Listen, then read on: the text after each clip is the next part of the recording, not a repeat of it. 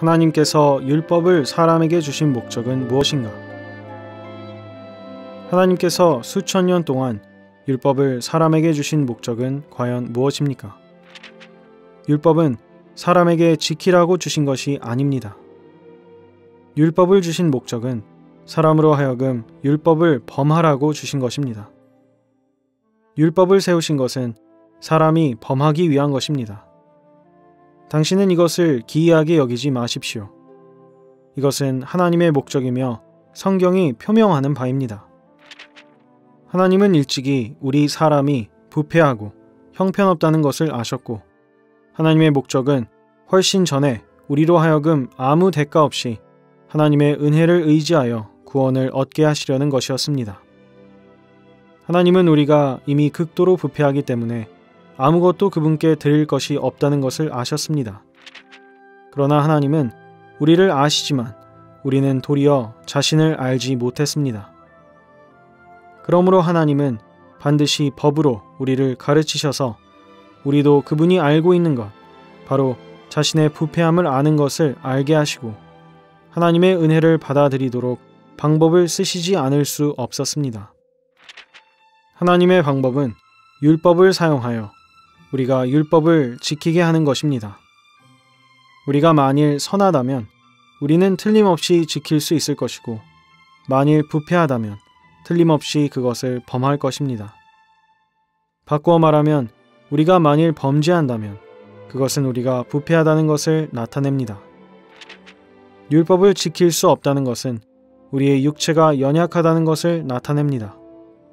세상 사람들은 자기가 이렇게 연약하고 율법의 요구를 만족시킬 수 없을 때 비로소 자기에 대하여 완전히 절망하고 더 이상 어떤 행위에 의지하여 구원받으려고 하지 않고 아무런 의지할 곳이 없이 하나님의 은혜를 구하게 됩니다.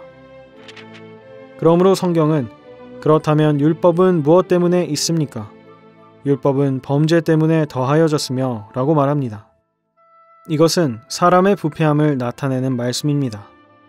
또한 성경은 약속된 시가 오시기까지 있는 것입니다 라고 말합니다.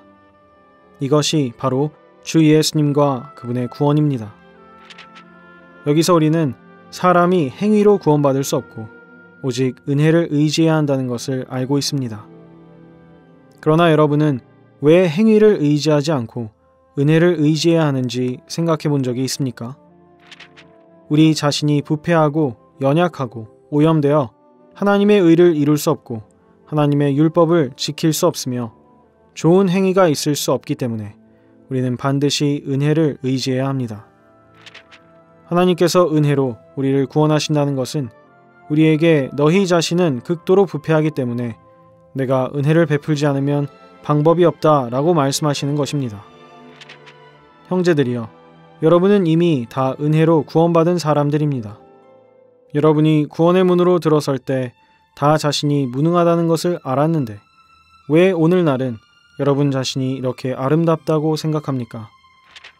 하나님께서 몇 천 년 동안 율법으로 말미암아 가르치신 공과를 오늘날까지 여러분은 아직 배우지 못하였습니까? 여러분은 아직 여러분 자신을 인식하지 못하였습니까? 하나님께서 이스라엘 사람들을 실패하게 하신 것은 그들이 자신을 알게 하려 하심입니다. 하나님께서 율법 아래에 있는 사람들을 실패하게 하신 것이 그들이 자신을 인식하도록 하기 위함이듯이 지금도 여러분을 실패하게 하시는 것은 여러분이 자신을 인식하도록 하기 위함입니다. 그러나 여러분은 왜 주 예수님의 십자가가 여러분에게 효력이 없는지 기이하게 생각할 것입니다. 여러분이 이미 주님과 함께 죽었다는 진리를 알고 또한 믿음으로 적용하였는데 왜 아무 효력이 없는 것 같습니까? 여러분은 여전히 실패하고 넘어지고 범죄합니다. 여러분이 애곡하고 기도하며 추구하지만 여러분은 여전히 죄악을 이길 수 없습니다. 이것은 무슨 까닭입니까? 설마 주님과 함께 죽었다는 진리가 다만 일종의 철학 이론의 학설이란 말입니까? 그렇지 않으면 왜 여러분에게 아무 효력이 없습니까? 형제들이여, 여러분은 여전히 여러분의 잘못된 곳을 알지 못합니까? 여러분은 참으로 죽겠습니까? 여러분은 여전히 자신을 믿고 자신에게 소망을 가지며 자신을 의지하고 자신을 세우며 발버둥치고 분투하겠습니까? 여러분은 여전히 자신이 얼마나 연약한지를 모르고 있습니다. 그러므로 하나님은 여러분을 실패하고 넘어지게 하며 범죄하게 하셔서 여러분이 자신에 대하여 절망하여 완전히 하나님의 영을 의지하게 하려는 것입니다.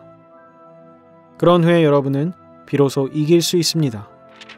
여러분이 자신에 대하여 아직 분명한 인식이 없고 기꺼이 자신의 능력과 지혜와 선을 거절하지 않기 때문에 여러분은 비록 주 예수님의 십자가를 받아들였지만 단지 머리로만 받아들이고 생명 안에서 받아들인 적이 없는 것입니다.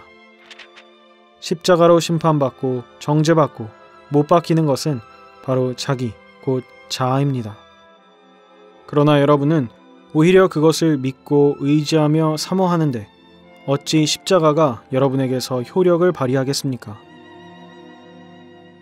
자세한 내용은 워치만리 전집 1집 8권 자기를 암 제3기를 참고하시기 바랍니다.